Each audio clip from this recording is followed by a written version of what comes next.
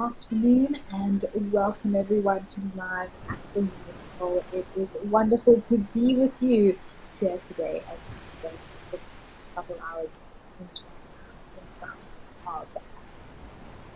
My name is Amy and I will be with you for the show today.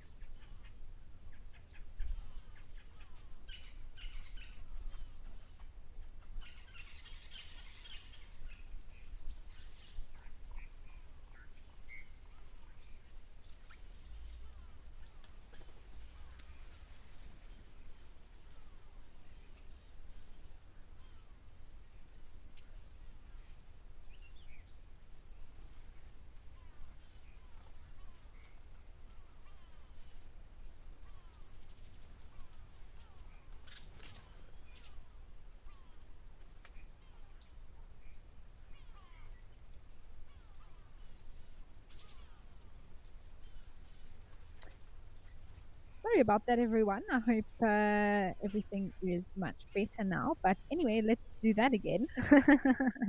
A very warm welcome to you all here live at the Waterhole. I'm very excited to see what we see, but also just spend some time, chat, answer your questions. And speaking of which, if you do have any questions or comments that you'd like to send through to me, you can do so wherever you are watching, whether it's on the Wild Earth website or the app. You can also chat to us in the YouTube chat stream, or you can join the conversation on X using the hashtag Wild Earth. And one of the fantastic things about Live at the Waterhole is that I get to sit here, undivided attention, not necessarily trying to drive a vehicle, manage the radio, and try and spot animals at the same time, as well as talk to all of you. So we get to talk a little bit more in depth about things. I also get to a lot more questions and comments from all of you at home. And today, here at Juma, where this camera is, we have our resident hippo back, Mr. Dewey, the hippopotamus.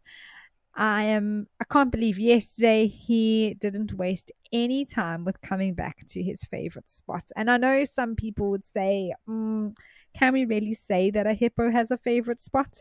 But he's been hanging out at a waterhole a little bit further south and west from where he is now, because it was a waterhole that had enough water and sort of the perfect depth for him. And he's been there sort of all through winter. Well, as soon as Gari Dam, which is where he is now, dried up, and he could no longer. It wasn't ideal conditions anymore, let's put it that way. He still came in, visited in the night when he came to graze. I think he was checking out the scene, and as soon as he saw that rain falling yesterday, I think he just knew that it was time to come back. And I believe he was seen on Dam Cam arriving. We couldn't get here in time to go live. Also, with the rain and the roads that were closed, it made it difficult to get to this waterhole. But I'm so glad he's back. Maybe he will show us his tricks with some sticks.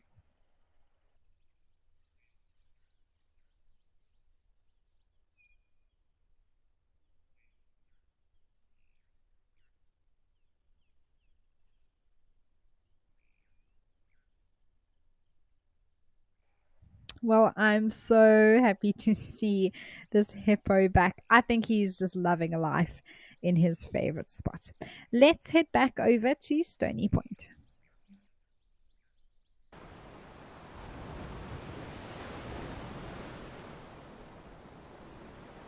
And here we have some Dussies, rock hyraxes, super cute little animals that we're getting to know better and better here in this spot.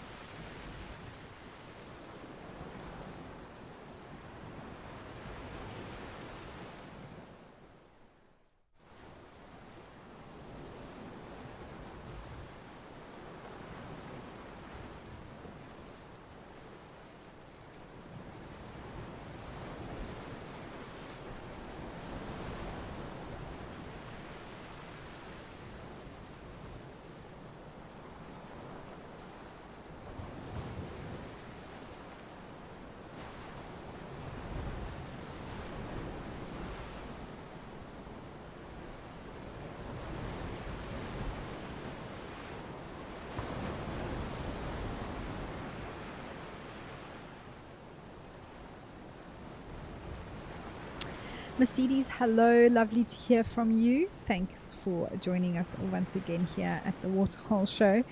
These Dusties are loving life at the moment, enjoying resting there. Oh, look looks like that one's chewing on a bit of seaweed. Kelp, maybe. It probably does taste quite good. It is a vegetative matter of some sort and quite salty, I assume.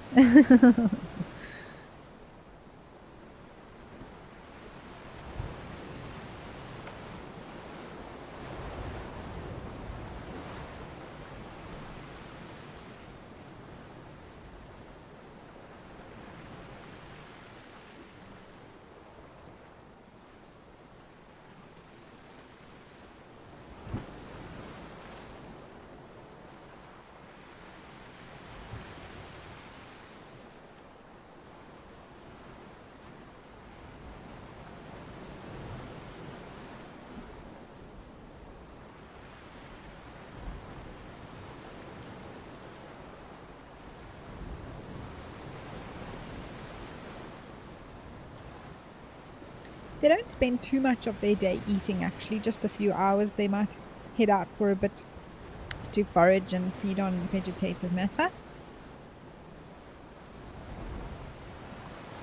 Most of the time they spend sleeping, really. They love to relax, lie down, maybe hop about.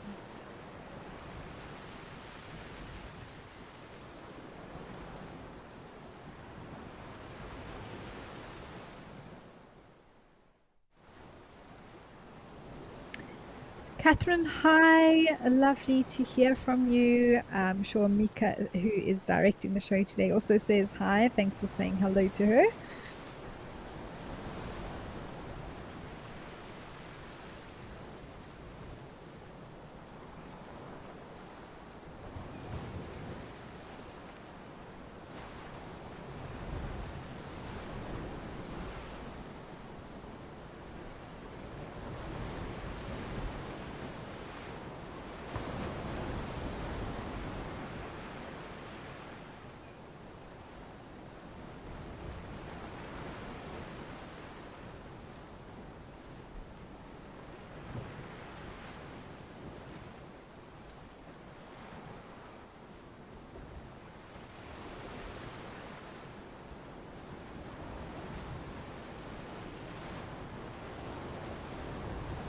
Diana, hi. You say that Pauline, Chris, and Dee, hello to all of you. You're watching from Dorset, England, and you love the little dassies. A very warm welcome to you all. And thank you for saying hi to Diana, Pauline, Chris, and Dee.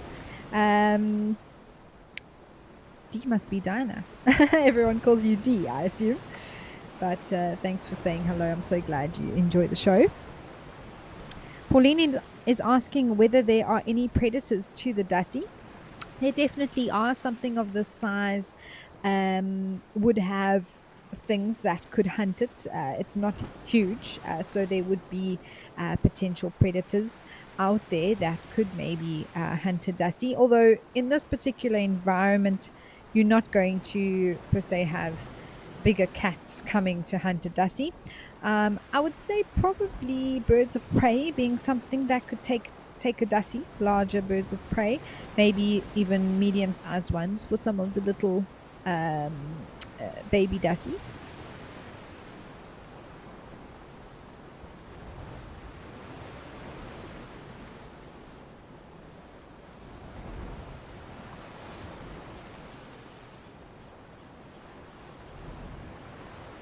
In this area as well, possibly snakes would be something that they would have to look out for.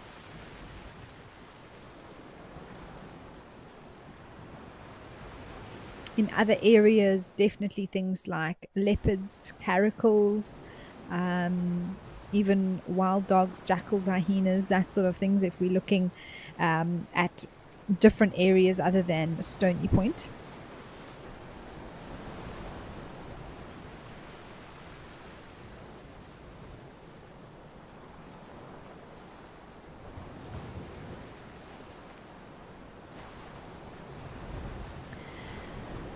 Diana, yes, unfortunately, I do think that could be a piece of plastic that we saw there. Always not ideal. I can't confirm. obviously, without being there myself. I just know that the seaweed does look like that, but part of the ocean, unfortunately, is a lot of plastic does wash up. One of the major world environmental concerns.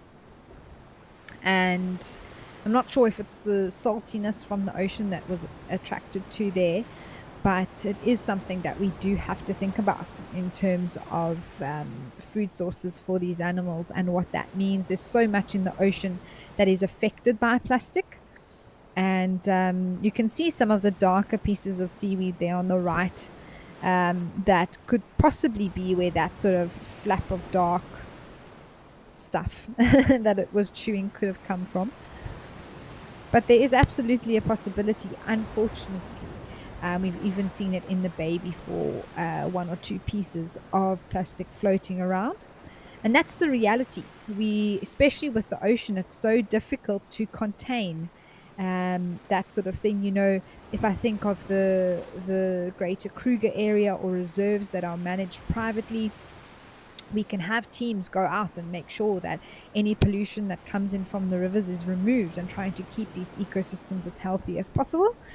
But the ocean is just this massive giant and very difficult to stop that plastic from arriving on any beach, even some of the remotest beaches that I've been on. You find there the odd piece of plastic that's washed up from the high tide.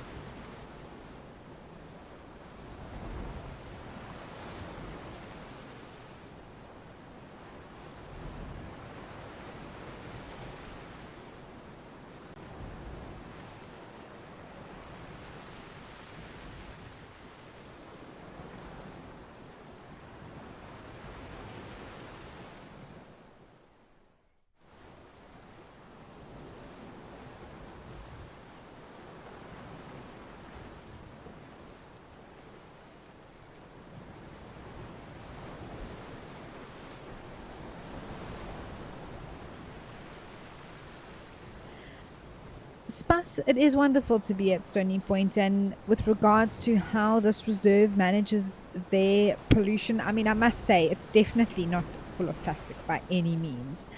But like I say, the ocean is very difficult to control, and even if they regularly have people coming through to make sure they pick up plastic bottles and anything like that, just overnight the high tide can come in and deposit something new. Um, so I don't know exactly what measures the reserve takes to, help and clean up any pollution. But I'm sure they do have teams, part of the whether it's rangers or reserve management team, that goes through and has people to make sure that Stony Point remains pollution free for the most part, to the best of their ability. Like I say, overnight, new plastic could arrive with a high tide or something like that. But now this Dussie's gone on to eat what it should be eating, which is some vegetation from these little green plants that are growing near the shore's edge.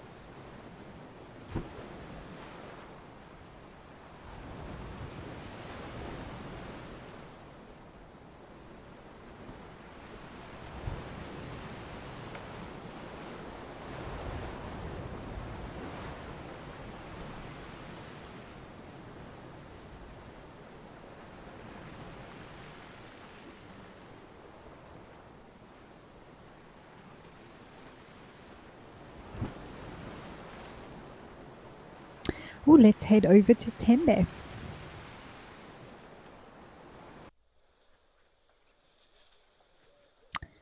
Some exciting stuff. Apparently, there are two boys going at each other here. There they are. And this is what bulls do. Sometimes it's more serious than other times. One is just having a scratch behind his ear here on this very much a favorite tree for the elephants to rub up against.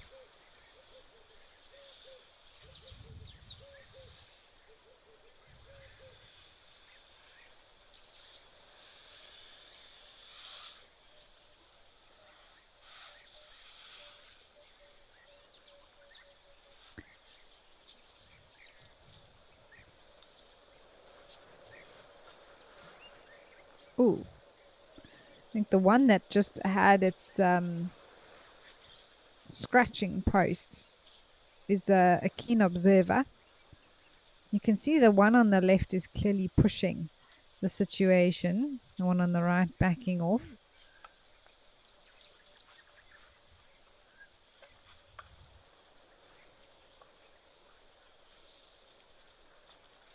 Elephant fights can be fatal, potentially.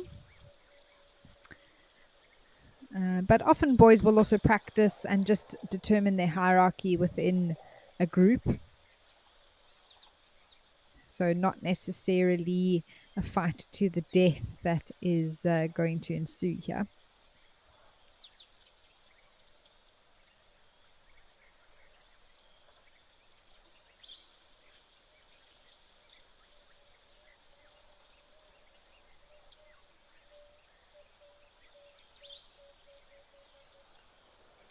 Clearly, the one with the hole in the ear not wanting to push back too much. And the floppy eared one, which we've come to know now, moving off to start feeding. There's also an impala there, just in the middle of the screen.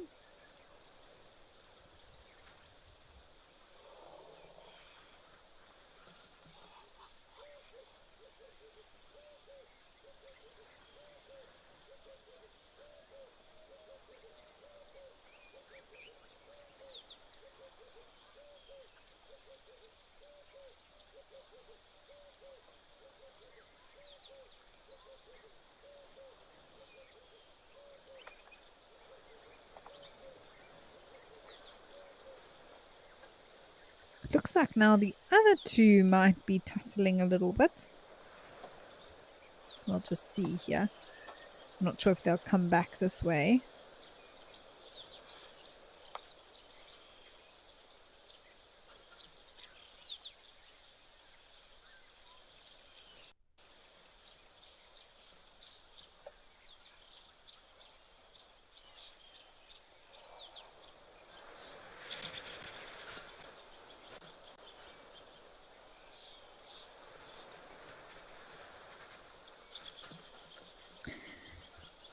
So it looks like now the other two, the one that was having a scratch and the one that has the hole in his ear, also butting heads a little bit. Very much part of being a young male elephant. And you can see these aren't huge bulls just yet. They still have some growing to do just by their size and stature, but also just the thinness of their tusks. They're getting longer, but they're not super thick yet. So maybe early 20s or very late teen years. Maybe a little bit, maybe 25 plus, just with the length of those tusks. That did sound like an impala alarm call, but it was just once.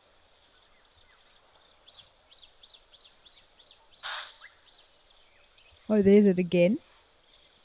Interesting. What has that impala seen?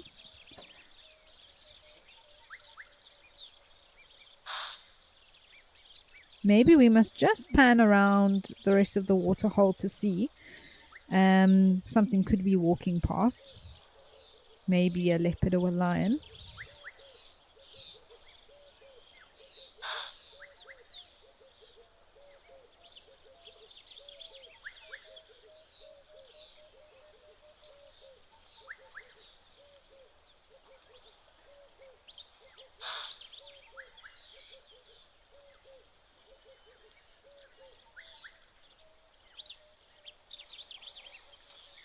Yeah, now that there's a bit of consistent alarm calling, that means that something's been seen.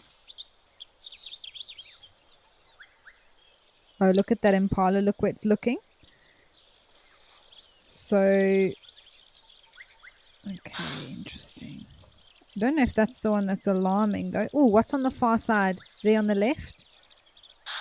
A little bit more to the left on the far side of the waterhole, it looked like something light brown was lying down. Could just be bare patches. But we'll have a look. So if we go back left to the far side of the waterhole,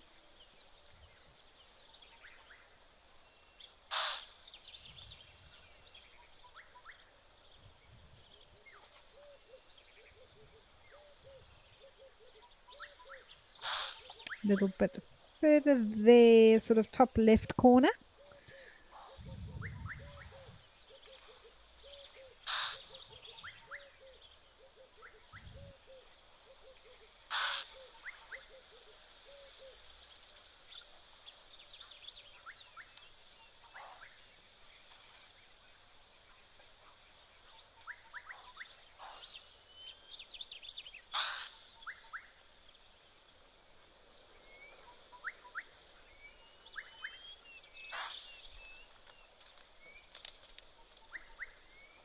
Oh, okay, they're running now. They're coming from right to left. So there's just that they're sort of in the center of the screen now on the far side. I wanted to check, but maybe now something's coming from the other side.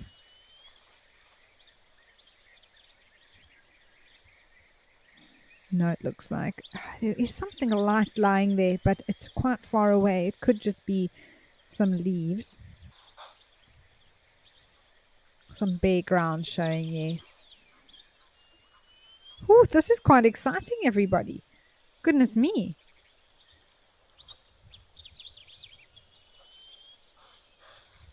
Those two impalas ran from the right side to the left-hand side. So I wonder if those lions didn't get up, maybe walk, have a drink, coming for a drink, perhaps. Apparently there are lions that were seen in the area earlier today.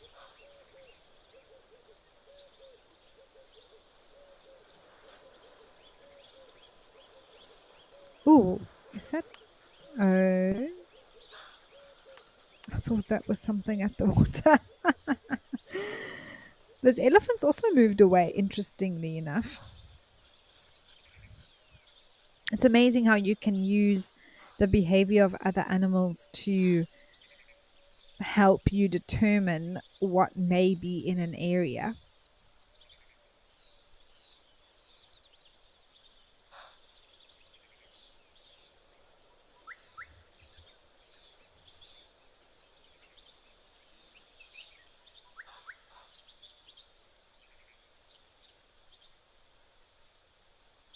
It seems to have gone a bit quieter now. The alarm calls have stopped. But something moved. I think it may have been a lion that maybe just out of view, but was spotted.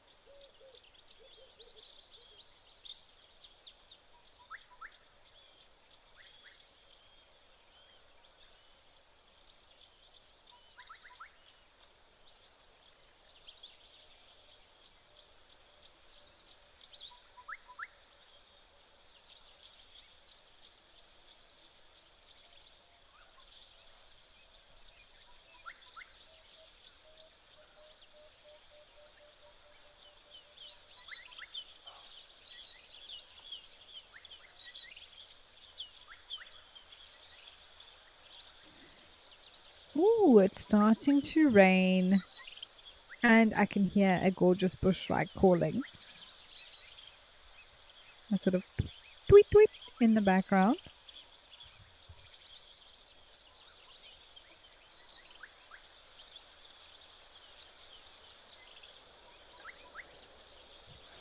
And I believe it is very rainy up in northern KwaZulu Natal, where Tembe is at the moment. And I think more rain from there is actually heading towards us here in the Lowveld. If we get much more rain, all of these water holes on Juma are going to burst forth and have water going over the dam walls.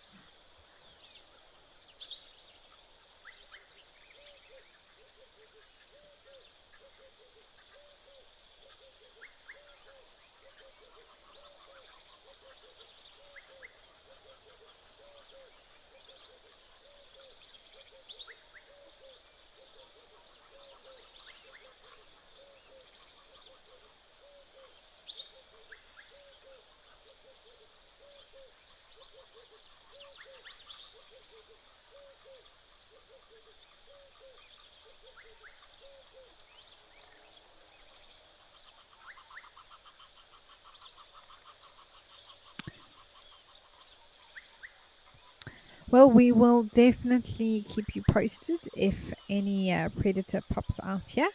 But while we keep scanning around, let's head over to Safari Hook.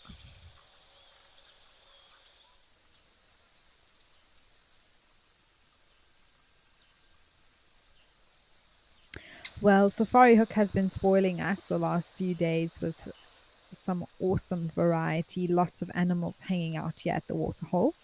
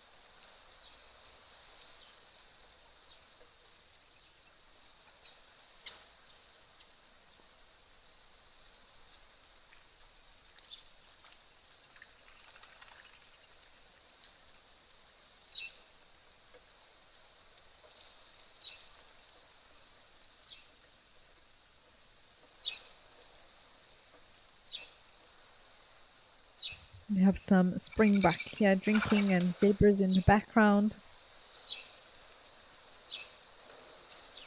Yesterday we had red hartebeest. There were kudu. And there's a little zebra as well, which is always so sweet.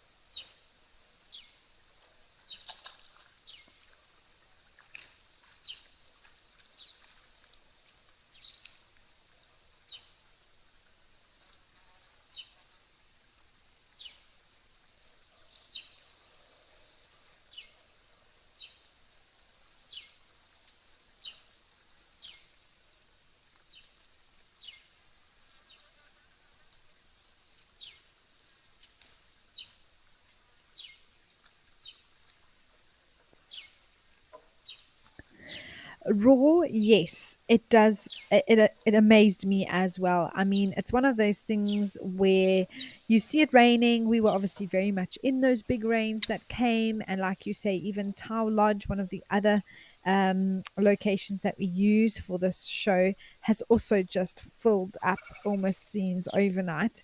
And for Juma here in the Sabi Sands, I mean, the pans are overflowing, and it was 3 hours, 5:30 a.m. to 8:30 a.m. yesterday, and I know because we had finished doing the end of the show in the tent, and we had breakfast, and I came to my room at 8:30, and I checked my phone, and I saw some of the pictures from screenshots from the dam cam that we have, and it was full. I was like, oh my goodness, this is unbelievable. So it really is amazing how much water has fallen, not only here in the Lowveld, but in northern KwaZulu-Natal, in the northwest, all over. I think the rains have finally arrived with force.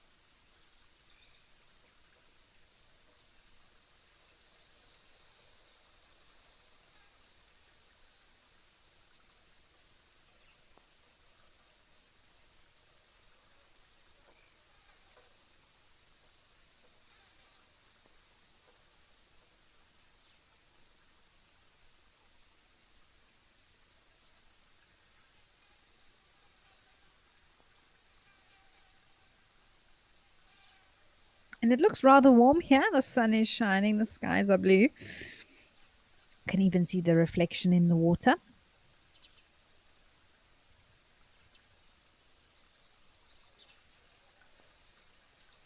I'm hoping that we get some elephants to come down as well, even if it's not here, but at another location for a drink or maybe a bit of a splash.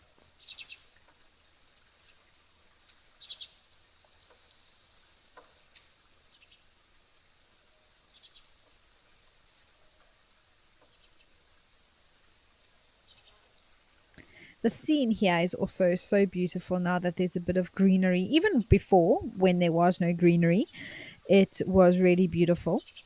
Um, but it's wonderful that we get to enjoy the seasonal changes.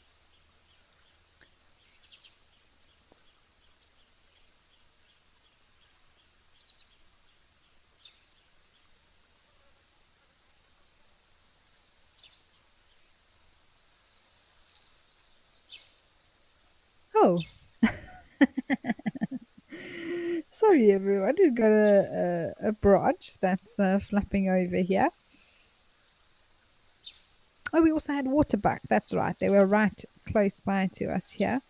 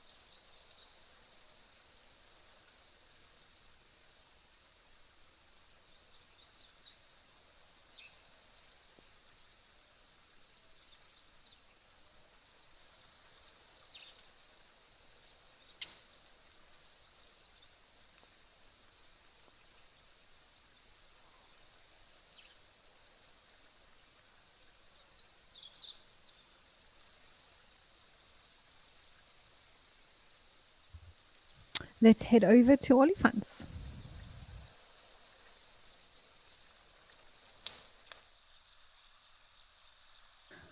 Oh, beautiful. We've come across to the Greater Kruger in the Olifants West Game Reserve along the Olifants River itself. And there is a herd of elephants here. And look how this river is flowing, everyone. Oh, my word. It is awesome. So much higher. As well, I can see the increase from when we've been here before. Some beautiful sycamore fig trees there. And these elephants, I think, are having a little bit of a rest, some of them on the right. They love to sort of stand in some shade and just hang out, give the little ones a chance to recuperate a bit, get their energy up. Looks like they're starting to move though now. Oh, and there are some little ones there. But there's still one lying down, it looks like.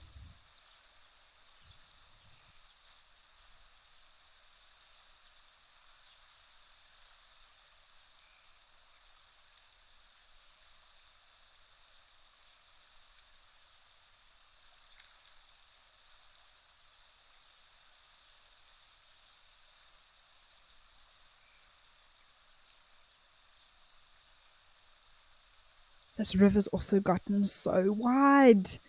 I mean, we sort of saw some sandbanks in between, and it's sort of one.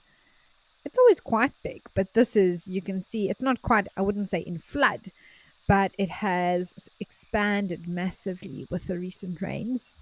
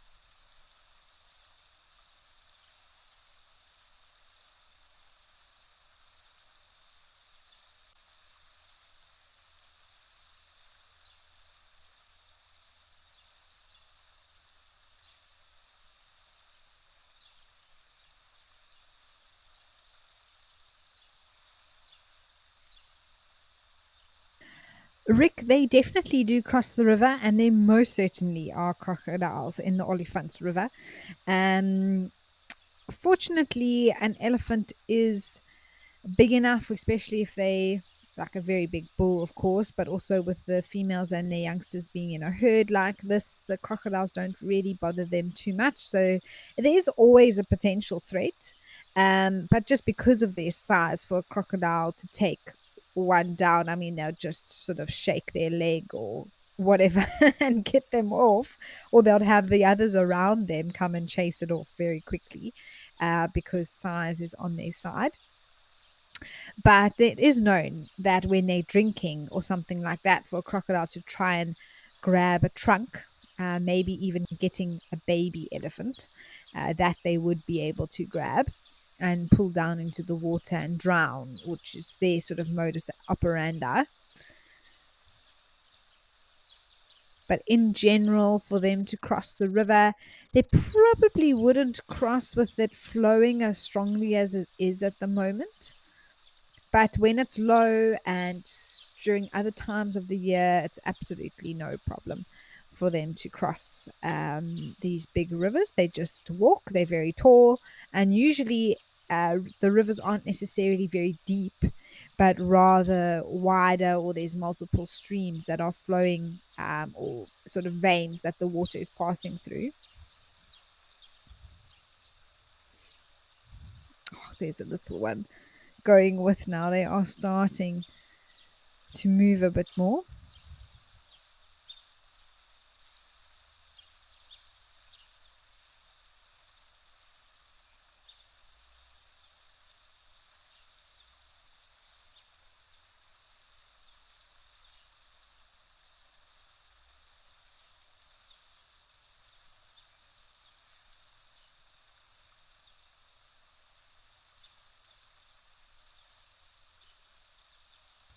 Wild at Heart, yes, I saw some articles posted and updates about the rains in the Kruger, and to see some bridges and roads that have been completely washed away. It's not a surprise, I must say. It sort of happens every year, to a greater or lesser degree, just with the amount of water that comes through and the infrastructure. It's very difficult for the infrastructure to withstand the force of the amount of water that comes down these rivers. And not even necessarily the big rivers, because they can absorb a lot. It's the tributaries that flow, and often, although pipes are installed to help and flow that water underneath bridges or roads or things like that, sometimes the water amount is just too great, and it completely breaks down whatever's in its path. Wow, look at this. There's normally a massive sandbank on the left, sort of, where, yeah, so that sort of cuts in completely. But this is, oh wow, I don't think I've ever seen the olifants flowing like this from this view. It's amazing. And you see what happens is, this is pretty much the olifants full from left to right. It's right up against the highest parts of the bank. The problem comes now is if we get more rain like what we've had, and it doesn't even have to be in this particular area. These rivers are receiving water from a much greater region. And so what happens is that if that then comes again and again, this water level just bursts, and you can see a building there on the left hand side. If that gets too high, that's when we have places washing away or infrastructure that's damaged. But you must, just think of the actual, like, by cubic meters, how the volume of water that has to flow here to already have raised this water level so high.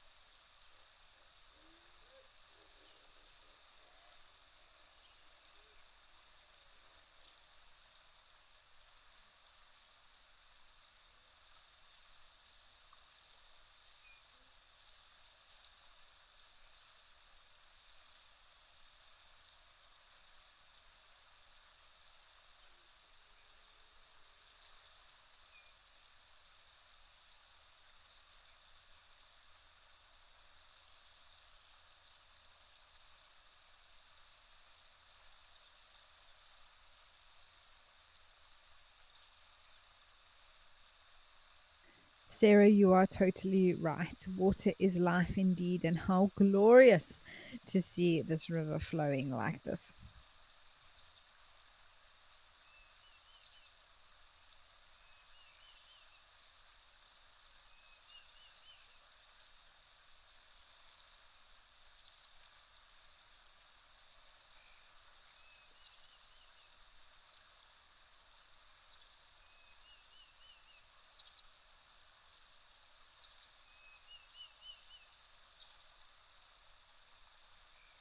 Let's head over to Juma.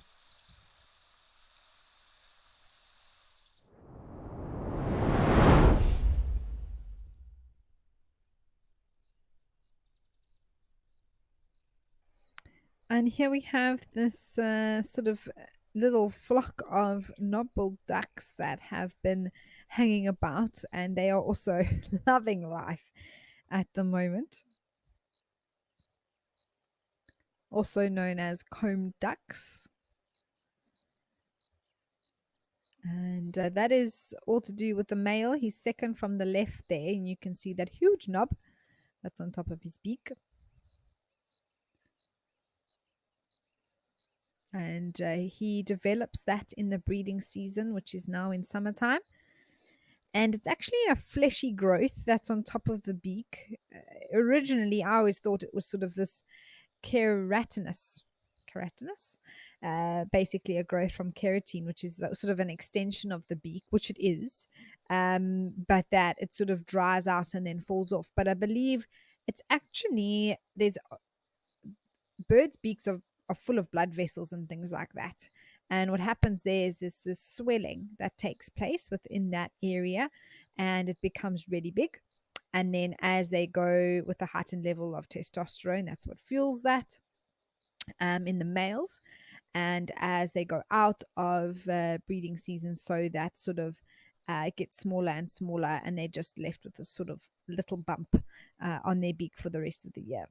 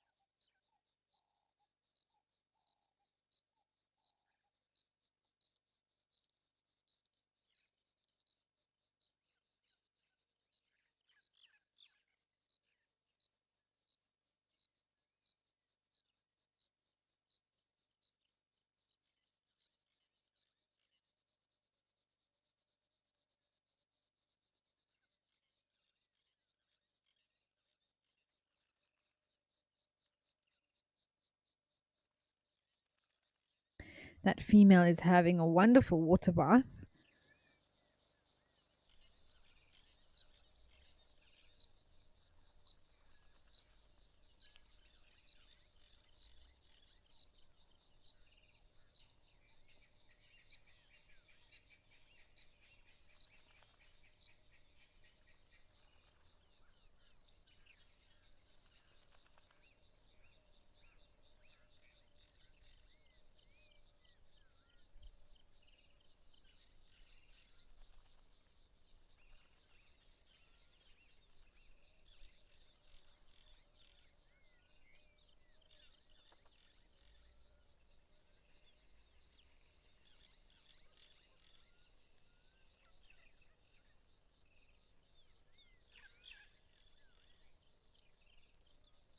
And so these male knobbles are actually very territorial. And so far, it looks like he has two ladies that he's managed to woo into his harem. Can be just one male and one female, but depending on the quality of the habitat, it can adjust. So the better breeding ground it is, the more females he can actually take into his harem.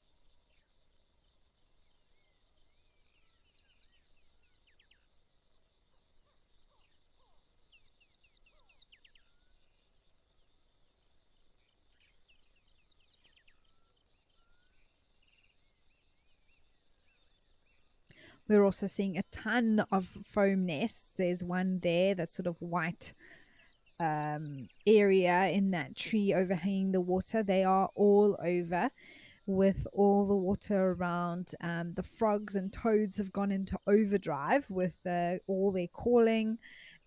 time for them to be breeding now because of the water. And of course, baby frogs, being tadpoles, need water permanently until they transform into the adults. That's why with these rains, it's triggered all of the frog activity.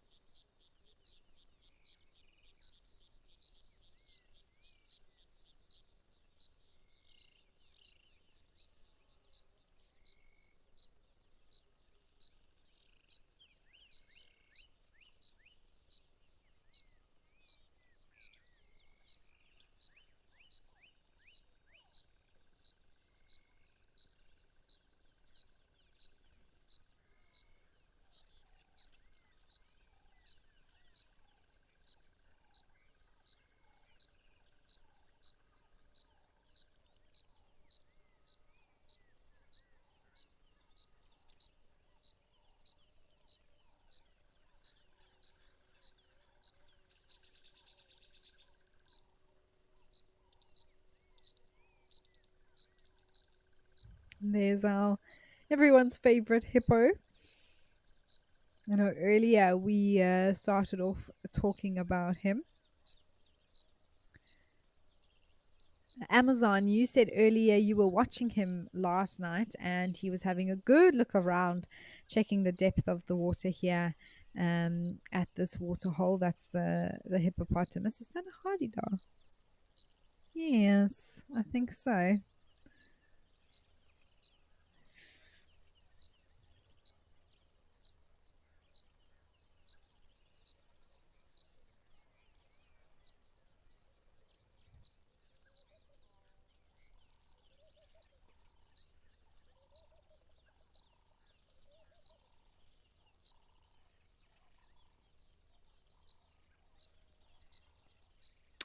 Let's head up to East Africa and spend some time at Lentori.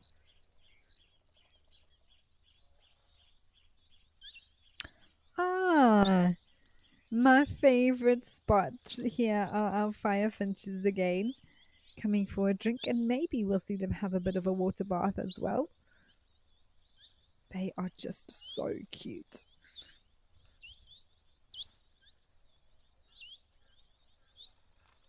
Looks like these are Jamison firefinches.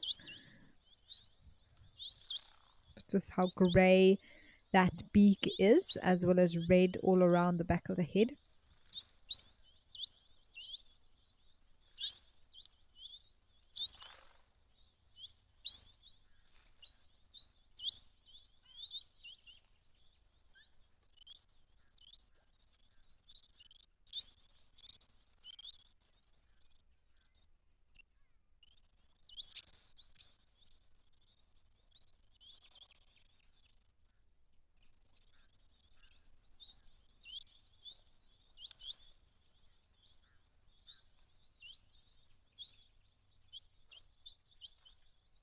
They may come back. Often they hop up and down.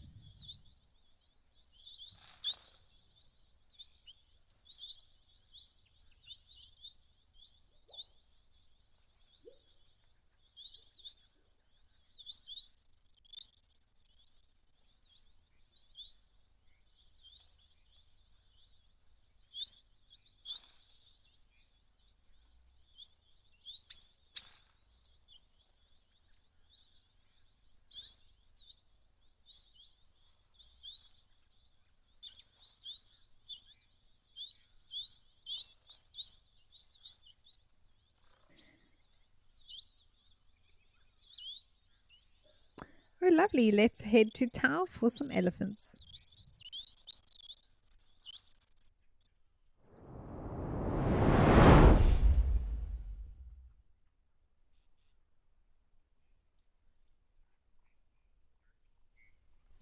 What a transformed view. I know we mentioned Tao earlier with how different it looks. If anyone is perhaps new to the show or doesn't know what this particular waterhole looks like, have a look for yourself at Tao Lodge waterhole. Dry season, and you will be completely blown away with how full this waterhole is now. It's wonderful, absolutely wonderful.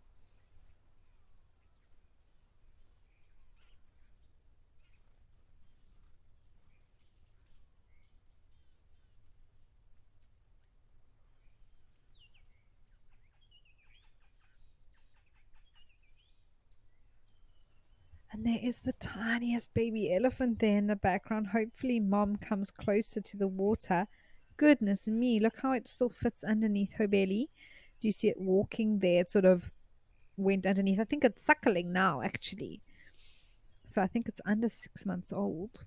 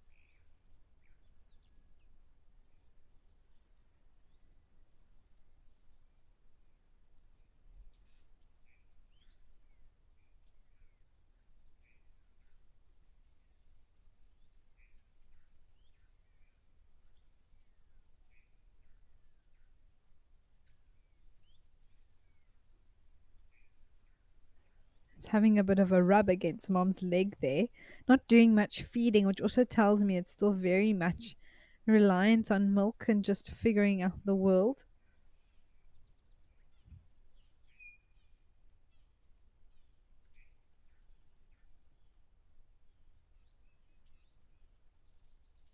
Rick, it's not something that happens very often. Elephants are so close as a family unit, and the bond between mother and calf is so strong. It can happen in extreme circumstances. Maybe they chased and the herd is separated by something, or maybe the mother of the calf dies and other females aren't willing to take it on. So it can happen. I think it has been seen to happen before, but it really is something, it's an anomaly and not something that we usually see with elephants. They are such good moms.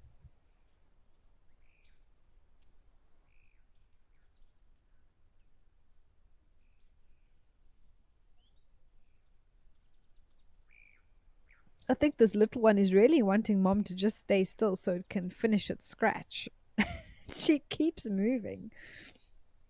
Keep up, little one.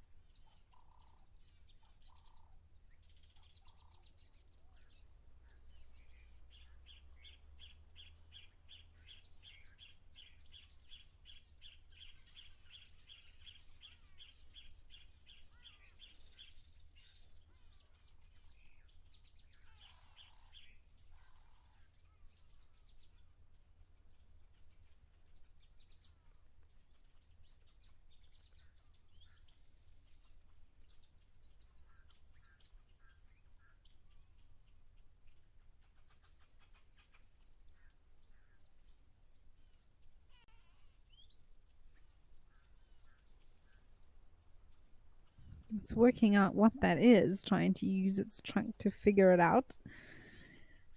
Valerie, you want to know how newborn elephant calves manage to keep up with the herd? I know that it can be a little bit difficult to imagine, perhaps, but they do. And even though they are newborns, they are born being able to walk and very shortly after that run, and are very much reliant on the herd to help them, especially their mother. But they do also, the elephants are very sensitive to the little ones, and like we saw those elephants resting under the sycamore figs by the Olifants River earlier, they do take breaks and let the little ones rest. But they are tough animals, and those little ones are actually able to run and keep up. They just have to take a lot more steps than the older ones.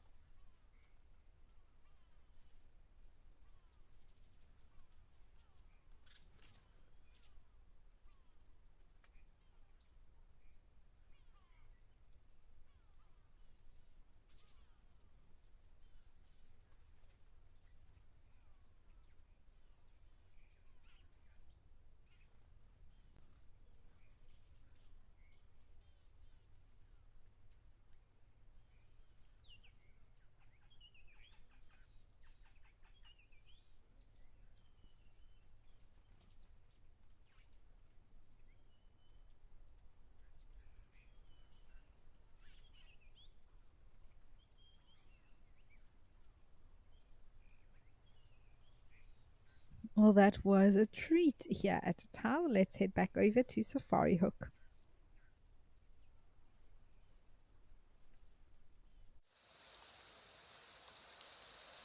Oh, awesome! The variety continues. Here's a giraffe and some zebra having a drink.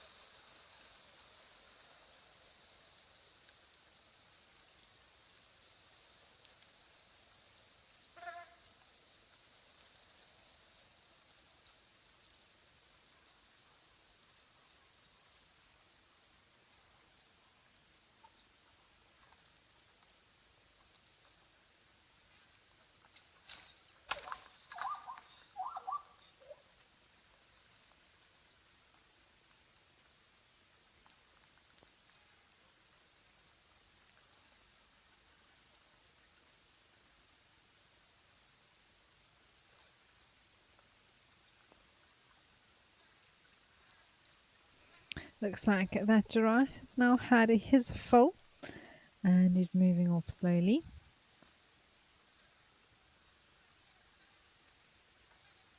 Dark Moon Lover, thank you so much. I love hosting this show, and it's a lot of fun to sit and chat with you all. Have a look what's happening at the waterholes of Africa, and share in some very special moments as well that we get to see.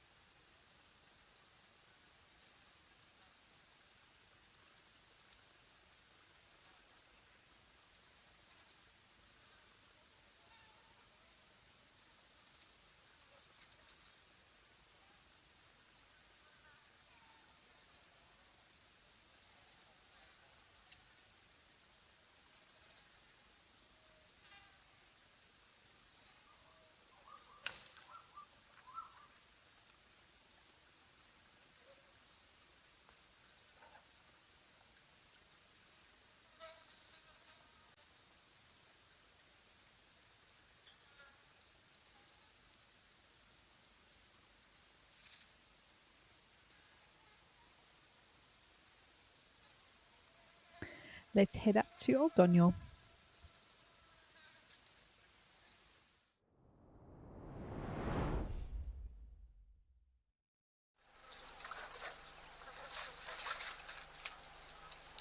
Oh, lovely. Here we have some big Ellie bulls that have come for a drink.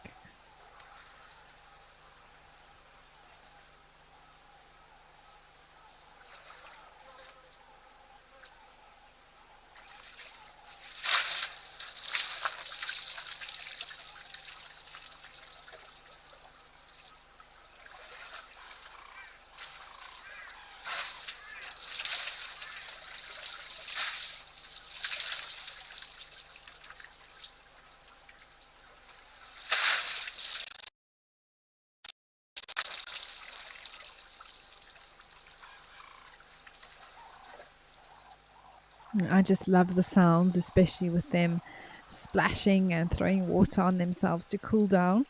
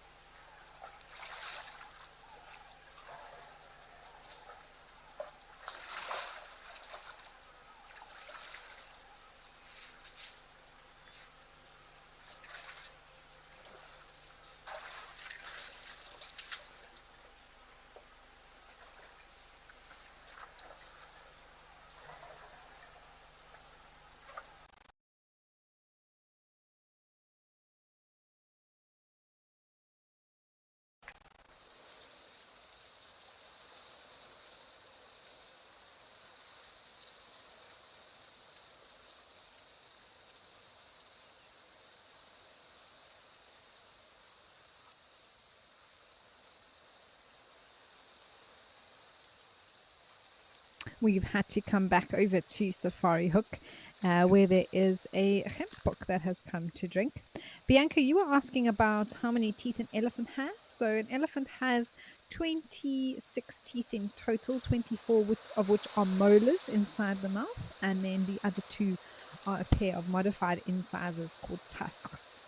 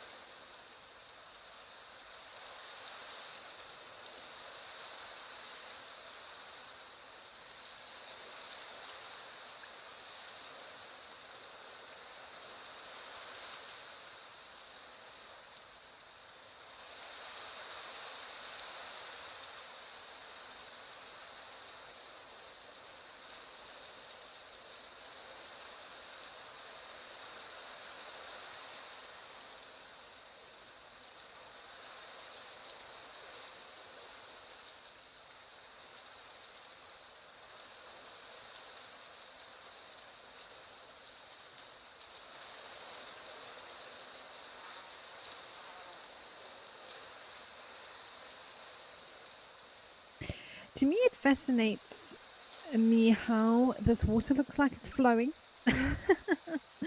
Just like the Oliphant's River looked like it was flowing, but obviously, this is a closed off body of water that sits in one position, and it just fascinates me the way obviously the wind is here affecting the water, I think.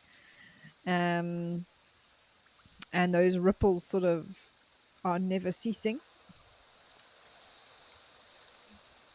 I wonder if it's more of sort of an optical illusion than anything else, because the water's just in one spot. Maybe it's just the surface level water that moves around with the elements.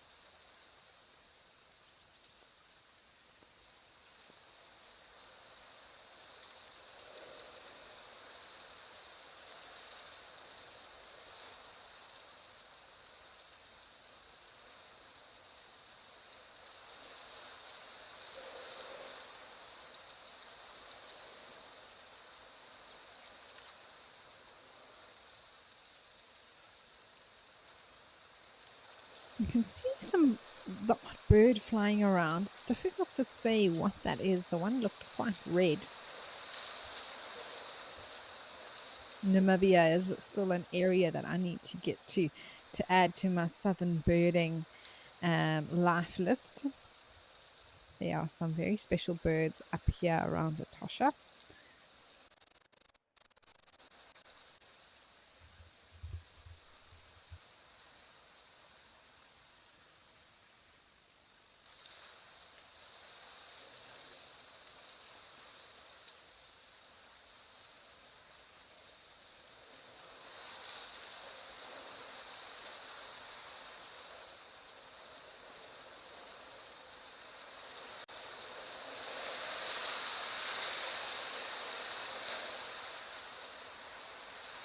You can actually hear that wind now has come up quite dramatically.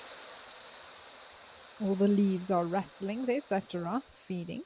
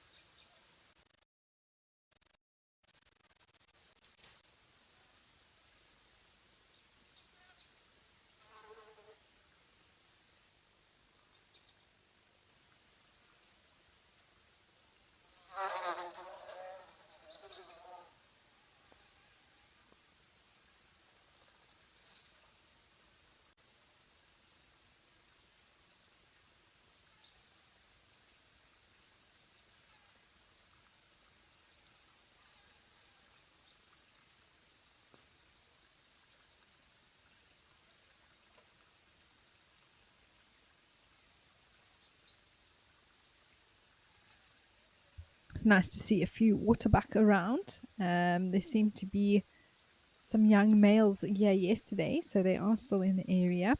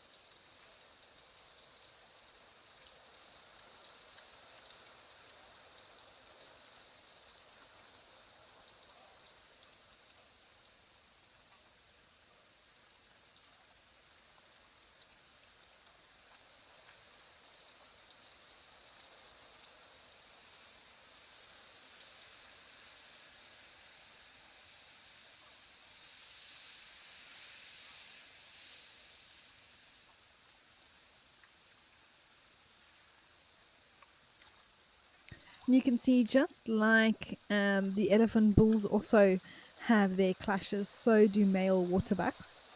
It does look like the one. No, they both pretty big horns. And when it comes to male waterbucks, they can actually have very serious fights. They're one of the most aggressive antelopes in terms of defending their territory. I saw two bulls having a fight at the Letaba River Bridge in the Kruger Park, and it was terrifying to see them fighting. I don't know how serious this particular fight is. We'll have to keep watching, but it can become very vicious. And they do look both mature, so it's possible that although the one on the left's horns do seem a little bit shorter.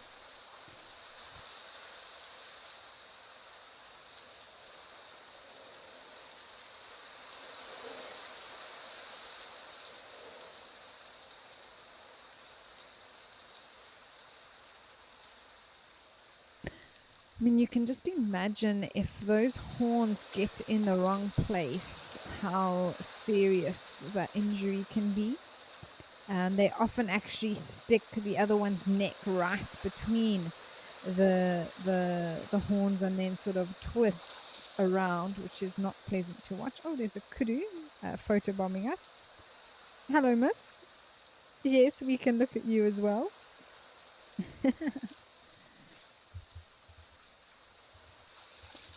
Like I say, that these two boys, it doesn't look as intense. Just a general impression that I have. I think they might just be having a go at each other, but it just doesn't have that same intensity like I've seen before.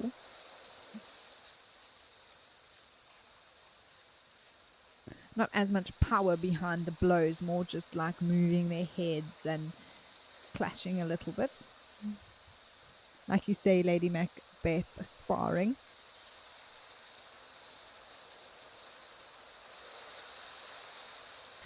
Anushka, yes, the one lying down. I feel like the female's the referee. That's brilliant.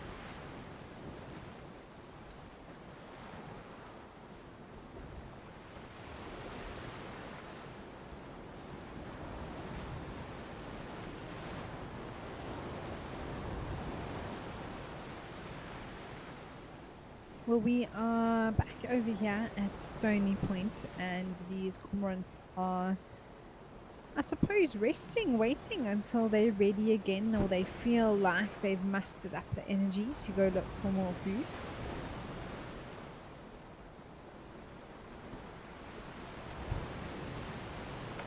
Again, it seems like this is the time of day that is high tide, and it's amazing how weekly it will shift slowly. The tides sort of change between around 45 minutes or so later every day.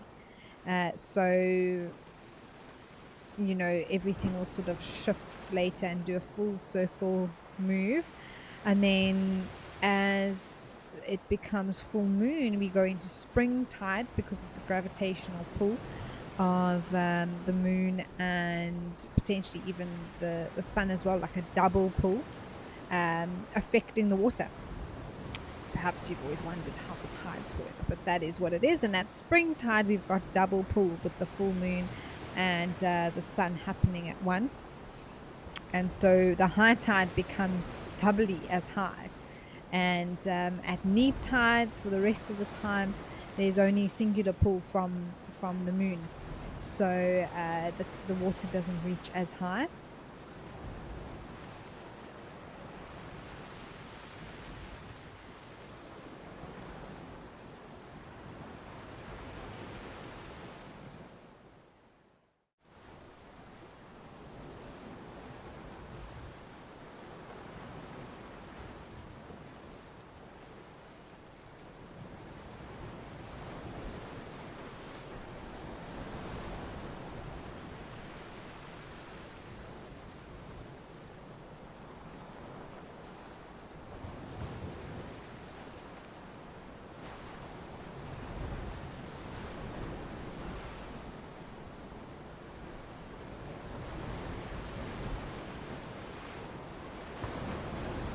It's wonderful to see so much life around here. The sea's a lot rougher today. I think there might be a bit of wind around. Also quite overcast.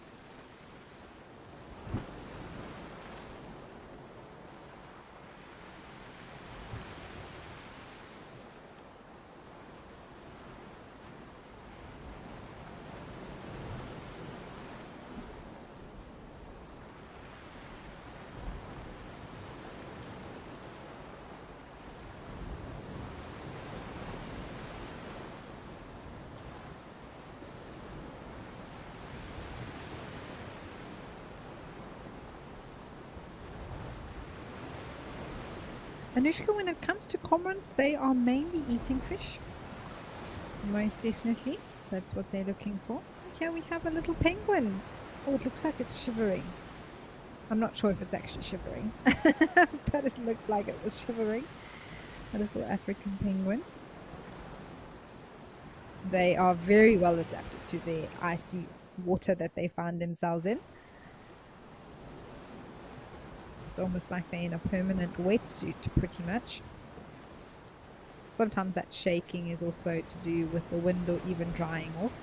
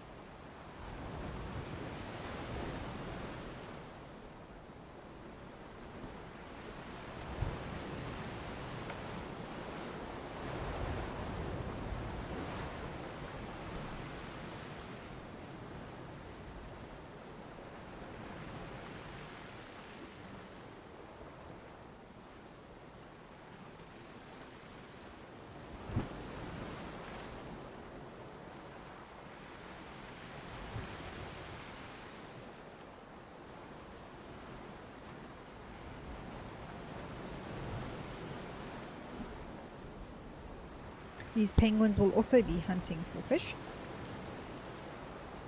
and actually chase them and eat them live.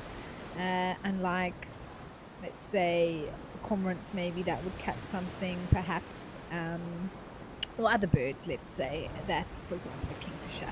When we see a pied kingfisher catching something, they'll hit it against the, let's say, a tree log or something like that, squish it between their beak, back and forth, over and over again until it's more comfortable to swallow.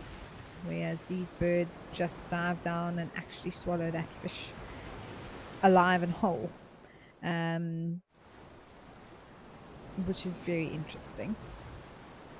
Difficult to think about going down alive, but eventually, due to the lack of oxygen and the digestive juices, that a fish will die.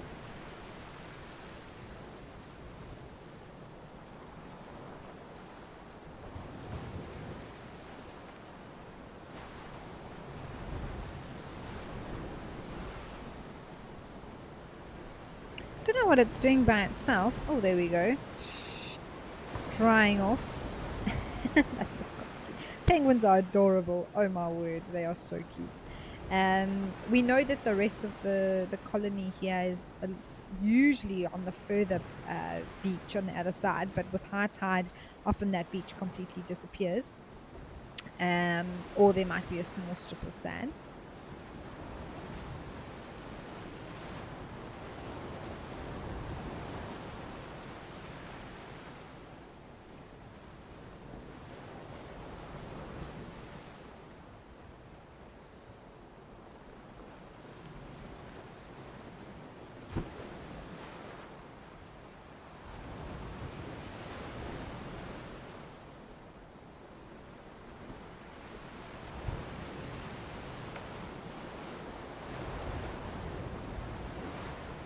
Grace, me too. Oh, it's just my favorite. I just sit and listen to those waves.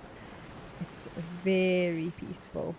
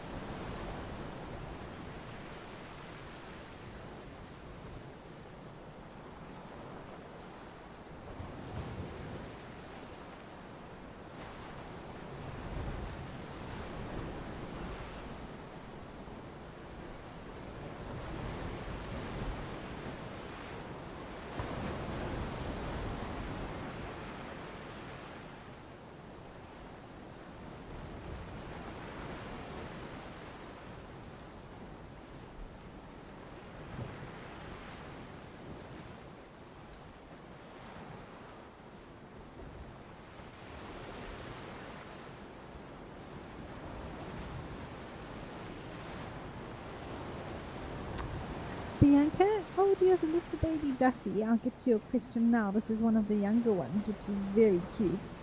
But Bianca, it's necessary for penguins to molt as well as birds in general. Molting is the replacement of feathers and getting basically a new set of feathers. And that's to replace old and damaged feathers. Feathers are so important to birds and part of what makes birds birds. And if they have worn out, damaged, or old feathers that can greatly impact their flight, their temperature regulation, as well as protection from the elements. So that's why molting needs to take place. The other reason for molting that happens is it provides different plumage depending on the whether a bird is male or female, as well as indicates the bird's age. So a younger penguin will have a different coloration to an older penguin. And that's something that the what we call juveniles or fledglings go through, and that's also why they need to molt in order to gain their adult plumage as they get older.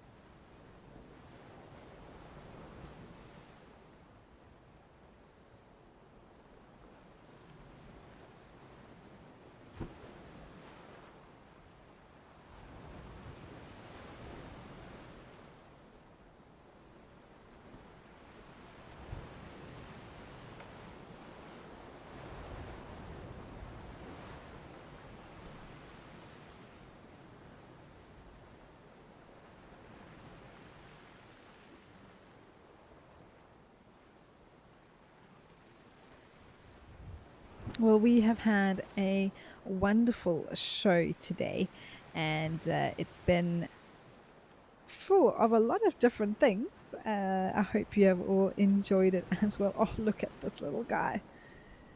Penguin waddle is just amazing, isn't it? They super sort of agile and skillful in the water when you see them swimming, but on land they are just so cute.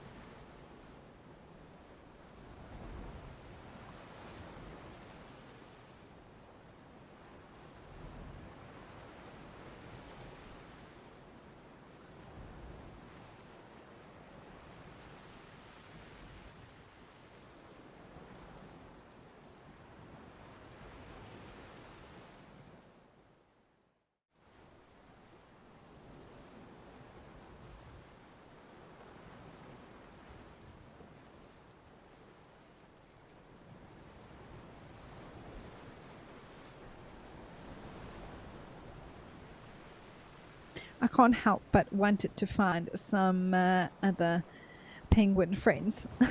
I know there are plenty around, just not in this particular spot. Okay, where did everybody go?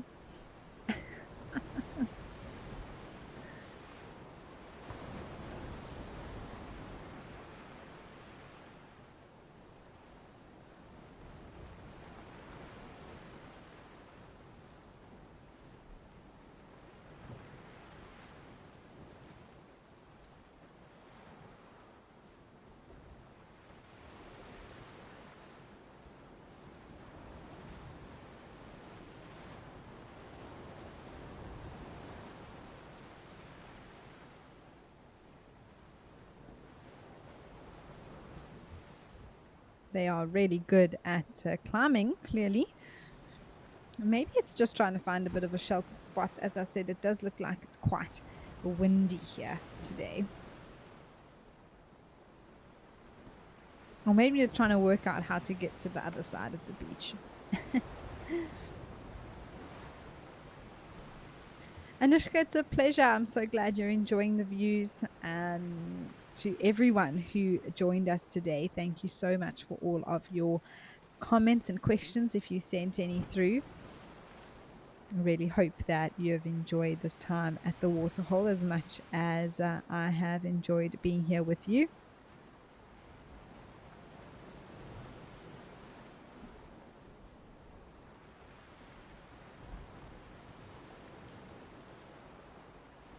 We will be live this afternoon for our sunset safari at 4 p.m.